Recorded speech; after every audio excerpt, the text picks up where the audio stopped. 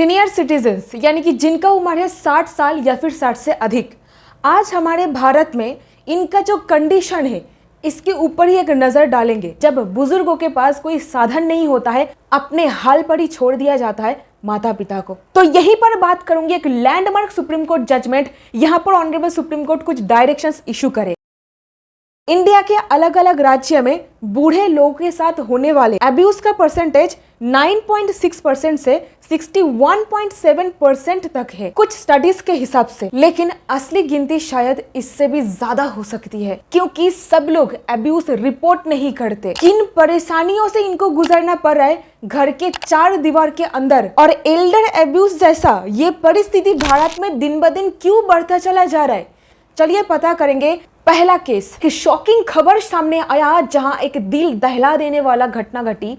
बेंगलुरु में एक senior citizen couple के ऊपर अत्याचार किया जा रहा है। मदर इन लॉ एक कैंसर सर्वाइवर है, फादर इन लॉ हार्ट की पेशेंट है। उनके ऊपर अत्याचार किया जा रहा है, और ये जो महिला कर रही है ये है डॉटर इन लॉ, जो पेशे में एक डॉक्टर है। तो टॉर्चर का कोई संबंध नहीं है शिक्षित या अशिक्षित होने से। जहां पर आज हमारे भारत में महिला ऑपरेशन सिंदूर जैसे ये बड़े बड़े मिशनों को अंजाम दे रहे, लीड कर रहे, और वहीं पर कंपैरिजन नहीं कर रही हूँ, ठीक है ना, एक अलग तबका को दिखा रही हूँ। बस एक महिला अपने सास को, अपने पति को घर में 10-15 लोग बुला करके पीट रहे हैं ताकि एक 70 वर्षीय मदर इन लॉ को ओल्ड एज हाउस भेजा जाए। तो कितनी फर्क है ना। यही है न्यू इंडिया का चेहरा। लेकिन ये भी हो रहा है, देखिए घसीटा जा रहा है बाल पकड़ करके। सच्चाई है, सुन लेते हैं। ग्वालियर में रहने वाले विशाल बत्रा, विशाल का मदर शर्ला बत्रा, इनका उम्र है 70 इयर्स यानी सीनियर सिटीजन के कैटेगरी में आते हैं। और विशाल का पत्नी है नीलिका। नीलिका का डिमांड ये था कि तुम्हारा ये जो मम्मी है इनको ओल्ड एज हाउस, वृद्धाश्रम भेज दो, यहाँ घर में इनका कोई काम नहीं है। लेकिन विशाल ने तुरंत रिजेक्ट कर दिया due to his mother's health खराब चल रहा था इसके चलते। और यही चीज नीलिका को फ्यूरियस बना देती है। वो गुस्से में फादर और ब्रदर को कॉल करके घर में बुलाती है, और जो हस्बैंड विशाल है उनको आ करके सीधा ब्रदर इन लॉ अटैक कर देते हैं, मारने लगते हैं। इन द मीन टाइम ये सब देखने के बाद नीलिका का जो मदर इन लॉ है यानी कि सरला बत्रा जी इंटरवेन करते हैं, रुको मेरे बेटा को मत मारो।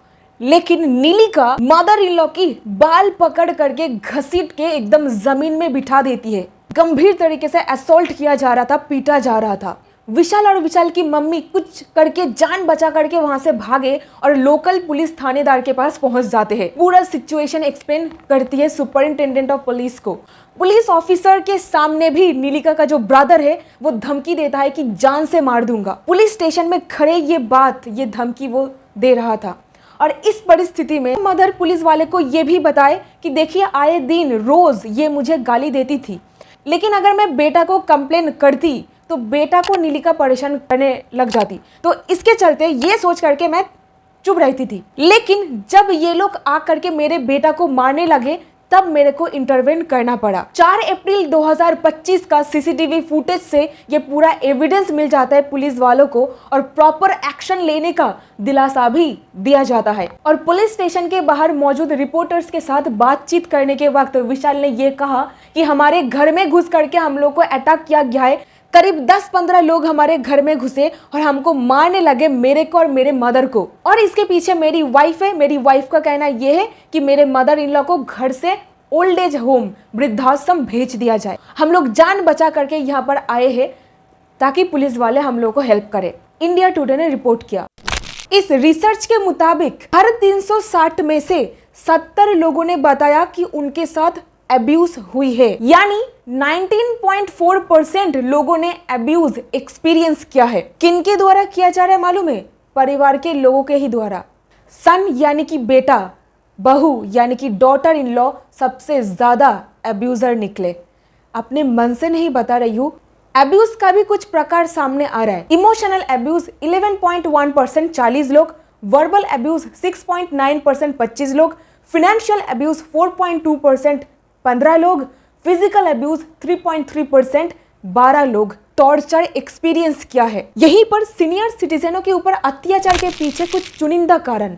सबसे पहला, फाइनेंशियल डिपेंडेंसी, पैसों के लिए दूसरों के ऊपर निर्भर रहना। सेकेंड पॉइंट, संपत्ति के लिए सीनियर सिटीजनों के ऊपर अमानविक अत्याचार किया जाता है। तीसरा पॉइंट, नेग्लिजेंसी, लापरवाही, घर में मौजूदा सीनियर सिटीजनों का हेल्थ केयर, खाना पीना जैसे जरूरतों को नजरअंदाज कर दिया जाता है, जो एक प्रकार का एब्यूज ही है। नेक्स्ट पॉइंट, मेंटल इलनेस या डिमेंशिया, जब बुजुर्गों को डिप्रेशन, डिमेंशिया जैसी चीज होती है तो उनका खुद का बिहेवियर थोड़ा सा अलग हो जाता है, जिससे फैमिली मेंबर्स परेशान हो जाते हैं और अब्यूज शुरू हो जाता है।